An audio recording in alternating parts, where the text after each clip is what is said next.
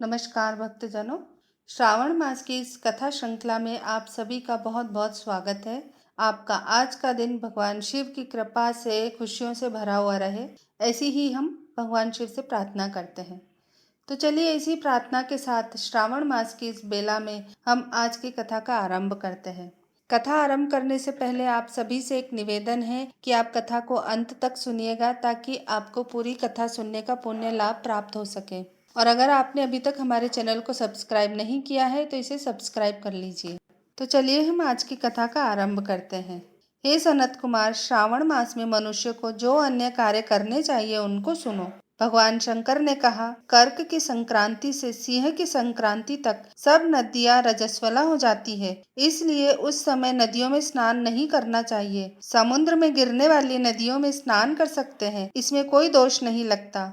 कुछ महर्षियों का कहना है कि कर्क संक्रांति से दक्षिण दिशा में स्थित भगवान अगस्त्य के उदय काल तक नदियां रजस्वला रहती है। ग्रीष्म ऋतु में भूमि पर जो नदियां सूख जाती हैं, वे भी रजस्वला रहती हैं। अपने आप जिन नदियों की गति 32 हाथ न हो, उन नदियों में वर्षा ऋतु में 10 दिन तक स्नान नहीं करना चाहिए। उन नदियों को नदी न कहकर गर्त शब्द से पुकारे। कर्क संक्रांति के आरंभ में महानदियां रजस्वला होती हैं। जिस प्रकार स्त्रियां 3 दिन तक अपवित्र रहती हैं, उसी प्रकार महानदियां भी 3 दिन तक अपवित्र रहकर चौथे दिन पवित्र हो जाती हैं। गोदावरी, भागीरथी, वेणिका, तुंगभद्रा, पयोष्ठी और तापी, ये 6 नदियां विंध्य पर्वत के दक्षिण में बहती हैं। सरस्वती, यमुना, नर्मदा, गंगा, विशोका तथा विवस्ता, ये 6 महानदियां विंध्य पर्वत के ऊपर बहती हैं।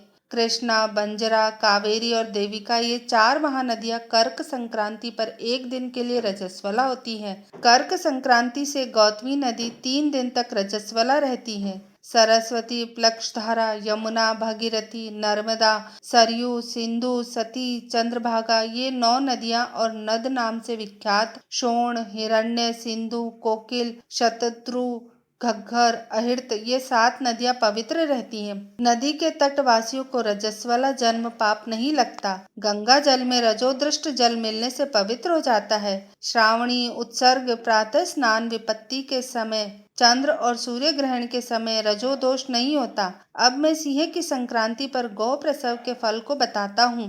सिंह का सूर्य हो जाने पर जिसकी गौ ब्याई हो, उसकी 1 मास में निश्चय ही मृत्यु हो जाती है। उस समय की गौ प्रसव की शांति का उपाय सुनो, जिसके करने से मनुष्य सुखी हो जाता है। उस गौ को ब्राह्मण को दान कर देनी चाहिए। पीली सरसों तथा शुद्ध गऊ घृत द्वारा होम कराना चाहिए। श्री सूक्त या शांति सूक्त द्वारा स्नान करना चाहिए। घी और तिल की 1000 आहुतियां देनी चाहिए। सिंह राशि में सूर्य के आने पर गऊ ब्याही हो तो अनिष्ट की संभावना प्रबल होती है। उसकी शांति के लिए अस्यावाम से तथा दक्षिणोद मंत्र से तिल घी द्वारा 108 होम करने चाहिए तथा मृत्युंजय विधान द्वारा 10,000 हवन करना चाहिए। ऐसा करने से मनुष्य को किसी प्रकार का भय नहीं सताता। यदि श्रावण मास में घोड़ी ब्याई हो तो शांति यज्ञ करने से दोष मिट जाता है। अब तुम श्रावण मास में कर्क या सिंह की संक्रांति होने से शुभप्रद दान के संबंध में सुनो।